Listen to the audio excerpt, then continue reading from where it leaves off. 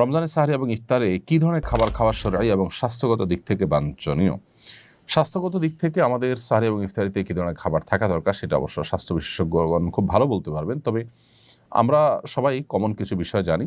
তার মধ্যে থেকে একটা হলো যে ইফতারিতে খুব বেশি ভাজা পোড়া এটা আমাদের স্বাস্থ্যের জন্য মোটেও ভালো নয় এবং এটার কারণে অনেক অস্বস্তিতে আমরা ভুগতে হয়। এর কারণে আমাদের তারাবি, আমাদের রাতভর জেগে ইবাদত বন্দেগী, অন্যান্য এক আমল করে, এমনকি দিনের বেলা রোজা রাখাটা অনেক সময় কষ্টকর হয়ে যায়।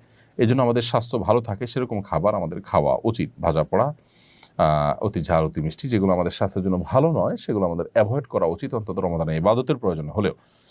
দ্বিতীয়ত হলো আমরা ইফতার এবং সাহরিতে খেজুর অবশ্যই রাখার চেষ্টা করব। এটাতে প্রচুর পরিমাণ খাদ্যশক্তি, এনার্জি যেমন রয়েছে, এমনিভাবে এমন সব খাবার রাখবো, দেশীয় ফল এবং অন্যান্য খাবার যেগুলো সুফল আমাদের শরীরে নানাভাবে ইনশাআল্লাহ আসবে। বিধায় আমরা সেদিকটাকে বিশেষভাবে